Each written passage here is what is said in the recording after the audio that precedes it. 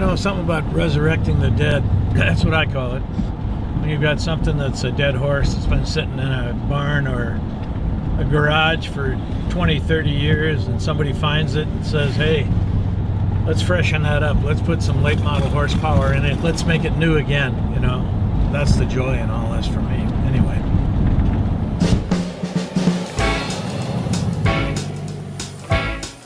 Paint.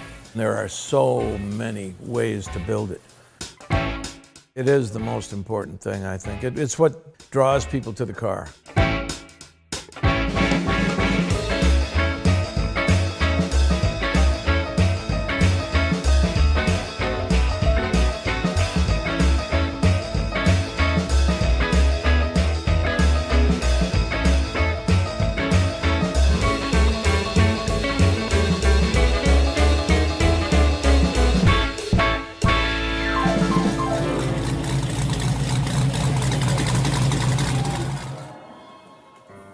In school, I would look at the car magazines, you know, they were small then. Carcraft was a small little magazine. You could put it inside your school book. That's what got me started, you know. I started painting motorcycles because they were small, and I consider them today to be difficult items to paint.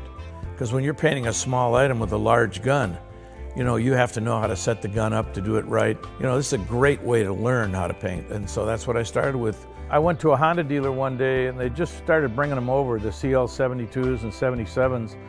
And I said, when you get one of these in out of the crate, why don't you pull the sheet metal off one time and let me bring some parts down to the shop. And I did a candy apple red on this bike and brought the parts back. And he put the bike together and he pushed it out on the show floor and put the kickstand down, and 20 minutes later it was sold. I met Frank Nicholas, who was a partner of mine for a year. And he had a friend that owned a body shop, Tom's Auto Body. So his deal with me was, if you want to help pay the rent on the shop for painting your motorcycle stuff, you got to paint a car for me once in a while. Oh yeah, are you kidding me? I wound up buying Tom out. Back then I was making my own candies using the old nitro toners. I bought some stuff from out of California that some guy claimed to have the best custom paint. And I got it back here and I had 10 coats on it. I didn't have the color that I wanted. And that was the send-off right there. I was mad. I was angry. And I thought, you know, I need to find out what goes into this and why are these guys cheating me on the colorant that needs to be in this product. They want to sell more paint? Is that how they're going to do it? Well, the hell with it. I'm going to find out what makes paint. So I went to the library, started reading about paint manufacturing and books. And I think the pivotal thing was my wife. Took a night course on oil painting. The guy next to her was a doctor of polymer chemistry, working for a resin company that makes paints for automobiles. With that start and using his name, I was able to get into some big companies that normally would never talk to some little guy, you know? And so I found out which resin was the best one for what I was trying to do. And I started buying drums of resin and making my own stuff, never intending to sell 10 cents of it to anybody.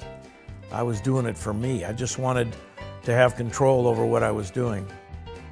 And one day with my lawyer here, he was standing up front. I had mixed a gallon of candy color for somebody, and I was pushing the gallon across the counter.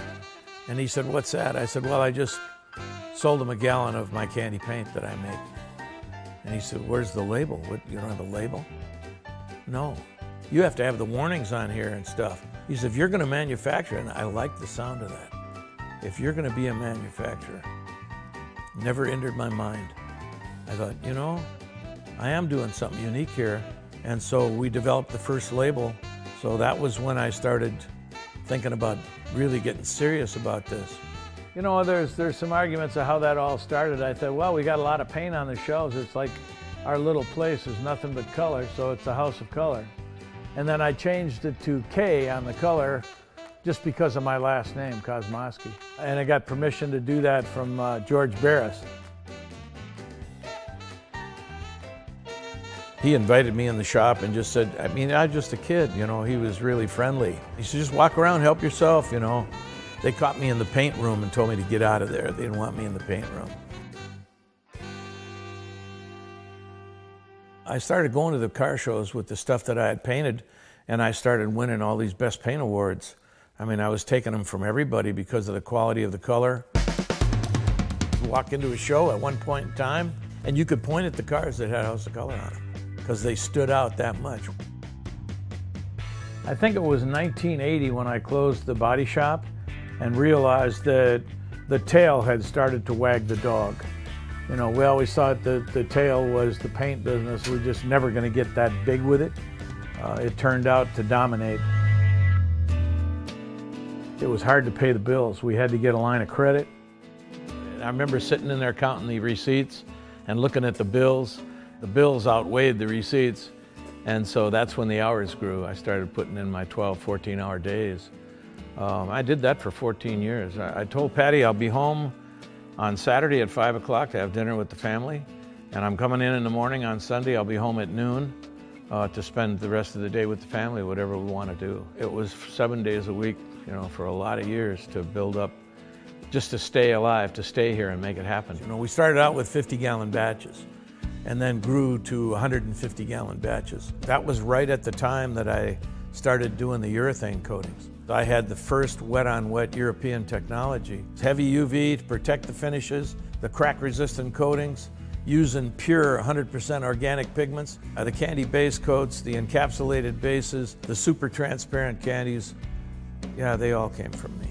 That was an exciting time because this company grew so fast we couldn't keep up. I was starting to get distribution in the warehouses in California, and it started selling off the shelf. And we were really doing well. I mean, things were really starting to jump. We'd be sitting there taking orders all day long, and then he'd come back and he'd go, wow, you know. I didn't know how to say it then, that this is the best. You're not buying anything else like this anywhere else.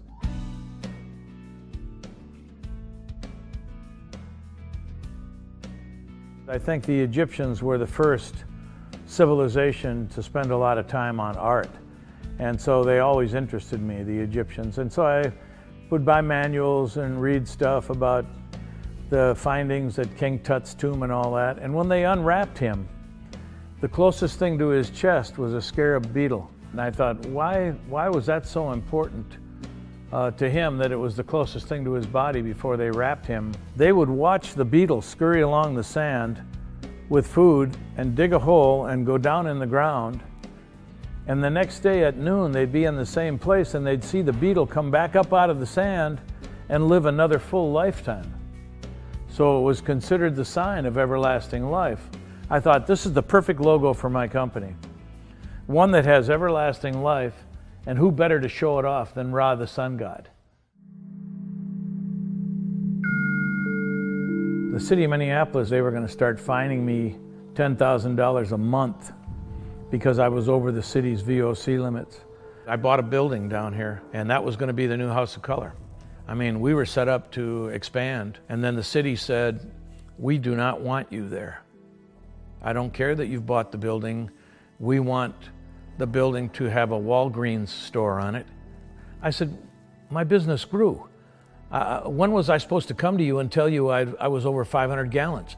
Nobody ever told me that. That's what happened. There's a Walgreens down there now on 46th and Hiawatha.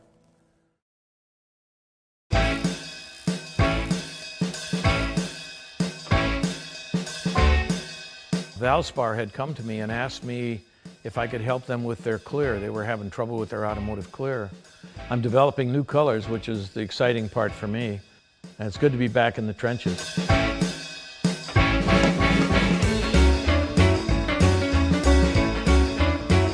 Trying to promote, going to all the shows, going to the little car shows and picking out our customers one at a time and working with them, you know, spending time with the customer. That's the key thing, you know. Large companies are trying to figure out what does it take to keep your customer. Well, you have to treat them with respect and be there to help them to make sure the job turns out well. And obviously give them the best products that you can make. That's what we've always done. I look at it like it's all common sense.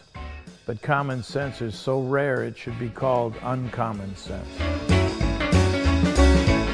I'm a perfectionist to an extent, but I know it doesn't exist. But you can get very, very close. I look at things like how I can change them, how I can make them better, and a bit of a futurist.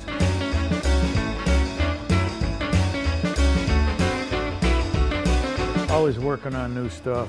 You kind of have to funnel in on the colors you're working on. I haven't met anybody that's got it all figured out, but I've probably made more mistakes than most people you know because I've been out there breaking ground. I just don't think the paint industry would be where it is if it weren't for him. Mainly as an innovator. I mean, that truly is what he is. He's the color guy.